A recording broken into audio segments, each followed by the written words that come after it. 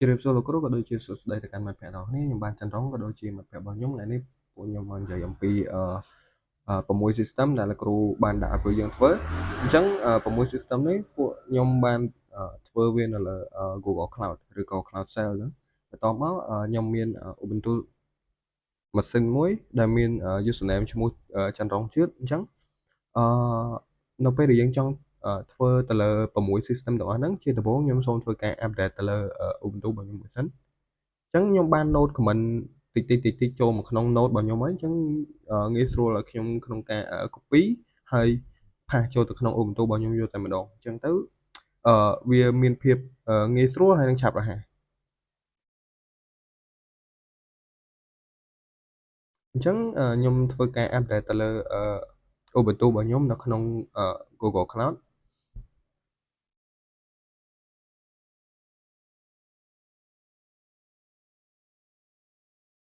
នេះគឺខ្ញុំបាន update រួចរាល់ហើយអញ្ចឹងចូលមកដល់system របស់យើងវិញនៅក្នុង system ទី1គឺ backup server អញ្ចឹង backup server ហ្នឹងគឺយើងប្រើសម្រាប់ធ្វើការ backup ទៅលើ Ubuntu របស់យើងក្នុងពេលវេលាណាមួយដែលយើងចង់ backup អីចឹងទៅអញ្ចឹងដើម្បីinstall វាយើងប្រើ command ដូចជា sudo apt osins អាហ្នឹងគឺជា backup server ហ្នឹងហើយអញ្ចឹងយើងមានcommand សម្រាប់ធ្វើការ install អឺ backup server ក៏ដូចជា make directory មួយឲ្យ backup ក៏ដូចជាអឺការ show ឬក៏ check ទៅលើ backup ដែលយើងបានបង្កើតនឹងផងដែរអញ្ចឹងខ្ញុំអាចធ្វើការ copy comment ទាំងអស់ហ្នឹងបាន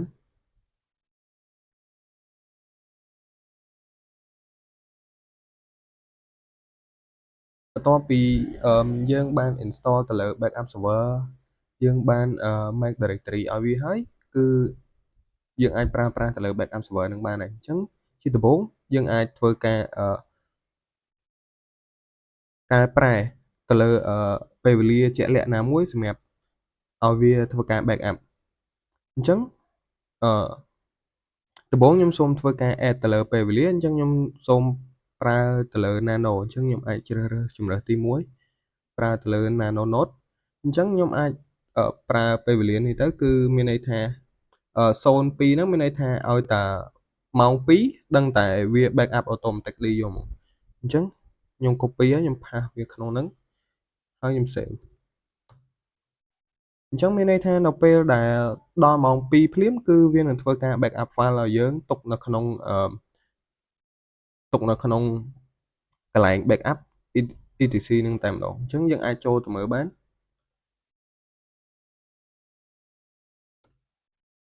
ហើយនេះគឺជា file test របស់យើងអឺនេះក្រុម test គឺជាverify ថាយើងពិតជាបាន install ទៅលើ backup server ហ្នឹងពិតមែនអញ្ចឹងចូលមកដល់server ទី2 system ទី2គឺនិយាយអំពីVPN server អញ្ចឹង VPN server ហ្នឹងគឺយើងប្រើប្រាស់សម្រាប់ធ្វើការ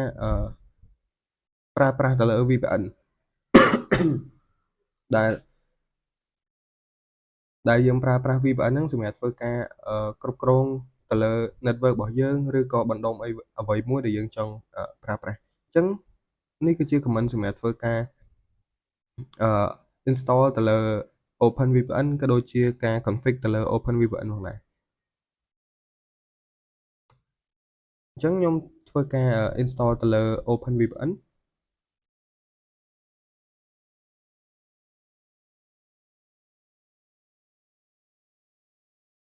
បន្ទាប់ពីយើង install វានឹងឲ្យយើងប្រើប្រាស់ជាមួយនឹង CA key សម្រាប់ធ្វើការ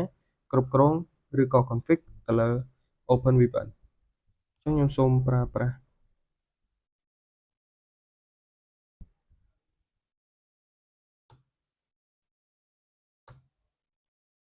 បន្ទាប់មកយើងនឹងធ្វើការដាក់ទៅលើ command name ឲ្យវាអញ្ចឹងខ្ញុំសូមដាក់ឈ្មោះរបស់ខ្ញុំ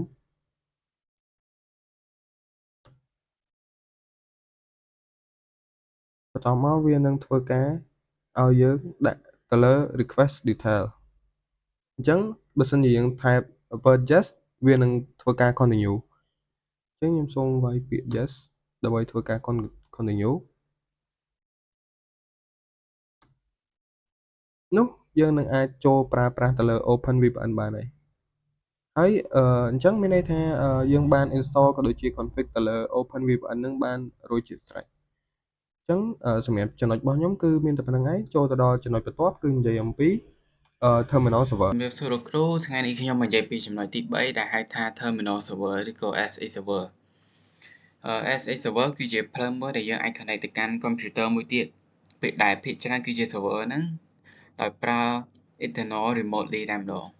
យើង SH server ហ្នឹងវា remote terminal access ហើយមាន encryption ដែលមានសុវត្ថិភាពតើ SSH គឺយើងប្រើដើម្បីអ្វី SSH គឺយើងប្រើដើម្បី login ទៅកាន់ server មួយផ្សេងទៀតដោយ remotely run command ទៅលើ server នោះ deploy website ក៏ដូចជា API manage Linux server restart service update code និង check log ផងដែរតើឥឡូវយើងមកមើល code របស់គ្នាយើងមក run code វាទី1គឺយើងត្រូវ install វាសិនខ្ញុំវាយ sudo apt install OpenSH server ចឹងវាចេញនេះ already the newest version យើងបាន run ហើយឥឡូវយើង check ថាវាមាន SH នៅ folder មួយហ្នឹងចាំអត់មានទេយើងបង្កើតនេះបង្កើត folder វាមួយមកដែលហៅ directory ហ្នឹងនេះហើយយើងឲ្យ permission ទៅវាផងដែរយើងបង្កើត file config មួយនេះហើយយើងបើយើងចង់ដឹងថាក្នុងនឹងមានអីខ្លះយើងចុចយើង cat វាសិនមកនេះព្រោះអីខ្ញុំបានដាក់ហោះ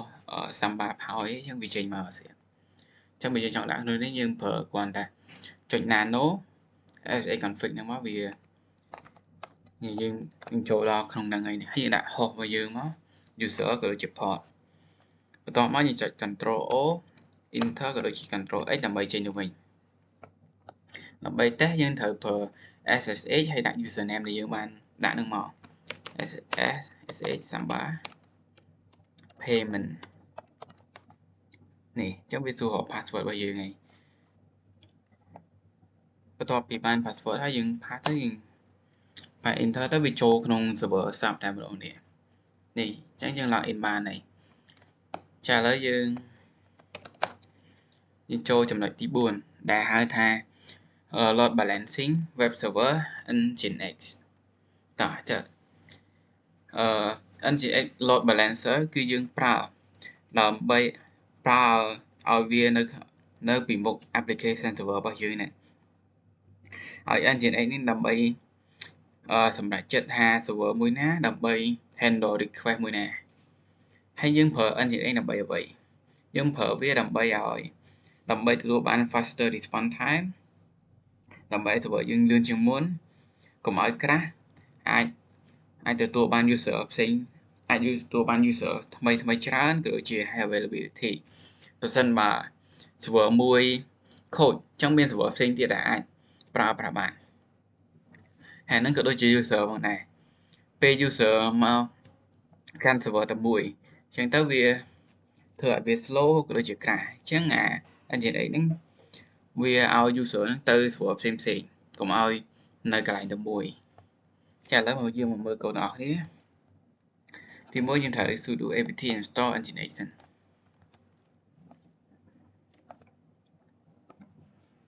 យើង copy មកនេះ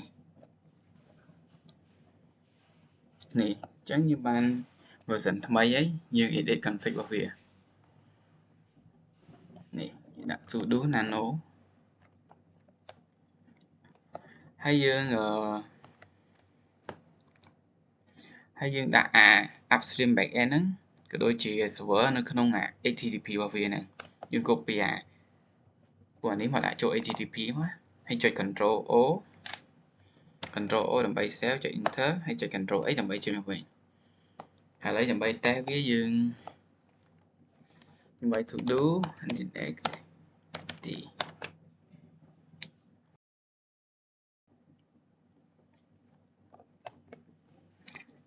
នេះចឹងហើយយើងឃើញថា nginx test របស់យើងគឺ successful ហើយប៉ុណ្ណឹងសម្រាប់ចំណុចទី3និងចំណុចទី4 ជំរាបសួរលោកគ្រូខ្ញុំបាទឈ្មោះសៀងប៉ៅឥឡូវមកដល់ចំណុច5ខ្ញុំនិយាយពី Mail server Postfit ហើយនិង Duplicate និយាយទៅយើងនិយាយពីការប្រើប្រាស់ Postfit និង Duplicate គឺជាការបង្កើតប្រព័ន្ធ Mail server ពេញលេញមួយដែលអាចឲ្យអ្នកផ្ញើអ្នកទទួលនិងគ្រប់គ្រង email បានយ៉ាងមានប្រសិទ្ធភាពឥឡូវខ្ញុំមកនិយាយពី Postfit Postfit គឺតួនាទីរបស់វាគឺជាអ្នកនាំសំបុត្រឬឯ Duplicate វិញដែលយើងមានតួនាទីជាអ្នកគ្រប់គ្រងសម្បត្តិអីចឹងទៅហើយឥឡូវយើងមកធ្វើការ run comment តែយើងមាន comment sudo apt install duplicate ហើយនឹងប៉ុណ្ណឹង copy ហ្នឹងយើងប៉ះឥឡូវវាកំពុង reading package list យើងរងចាំវាបន្តិចទៅបន្ទាប់មកគេឲ្យយើងជ្រើសរើស option គេឲ្យយើងមាន option ទី1 no config resolution ហើយទី2គឺ internet size ឥឡូវយើងធ្វើការយកលេខ2 internet size ហើយបន្ទាប់មកគេឲ្យយើងមាន system mail name ហើយយើងដាក់មកឥឡូវយើងដាក់ឧទាហរណ៍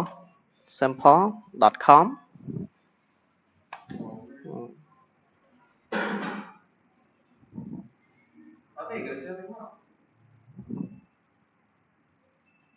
ឥឡូវយើងវាពងតែដំណើរការ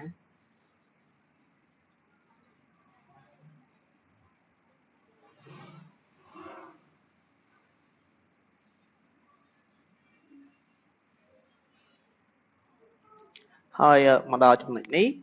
យើងធ្វើការ check មើលដែលយើងមាន comment នេះ check post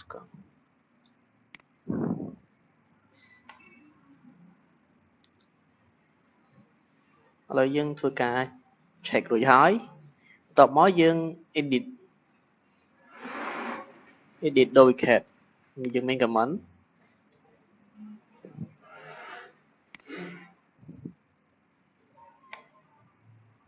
មកដល់ចំណុចនេះយើង scroll មកក្រោមមកឥឡូវយើង copy protocol ដែលយើងបានត្រៀមទុករួចហើយយើង copy មកដាក់នៅខាងក្រោមបន្ទាប់មកយើង save ហើយ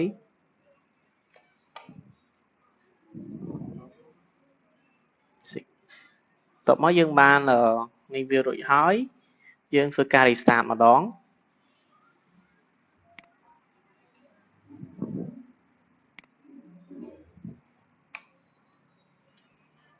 ដោយសារ comment យើង error ខ្ញុំសូមធ្វើការ copy comment នេះយកមកបន្ត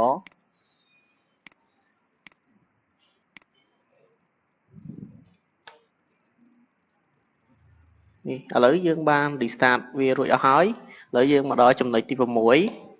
មកដល់ចំណុចទី6 file level caster និង HDCP server នៅត្រង់ចំណុចនេះគឺវាដែលអនុញ្ញាតឲ្យម៉ាស៊ីន HDCP ធ្វើការជាមួយគ្នាដើម្បីធានាការផ្ដល់អាសយដ្ឋាន IP ដល់ឧបករណ៍ក្នុងបណ្ដាញនឹងមិនមានការរំខានទោះបីជាម៉ាស៊ីនមួយណាក្នុងចំណោមនោះជួបបញ្ហាឬជួបដំណើរការក៏ដោយឥឡូវយើងធ្វើការ install ម៉ាស៊ីន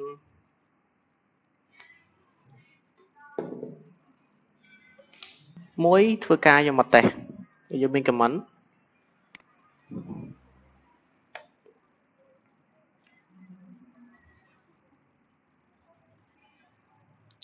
ឥឡូវវាពងដំណើរការហើយបន្ទាប់មកយើង edit config យើងមាន comment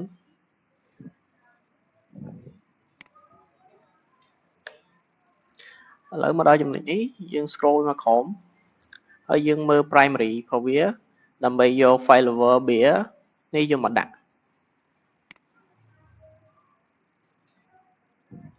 Ctrl C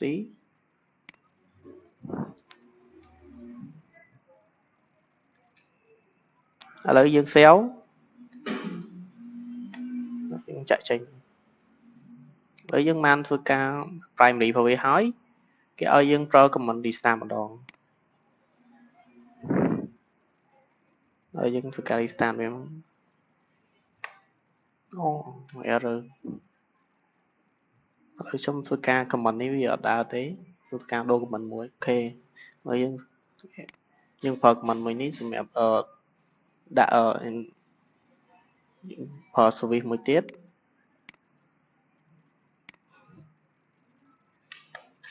បន្ទាប់មកយើងយក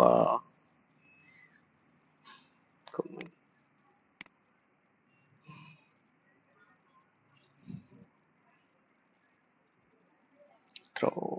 បន្ទាប់មកដែលយើងគេឲ្យយើងប្រើ host table cell restart វាដើម្បីឲ្យវា fix ស្រួលបួរនេះឥឡូវយើង check វាយើងមាន command sudo dhcpd ឥឡូវយើងធ្វើការ check វាមើលនេះដែលយើងបាន check វារួចហើយ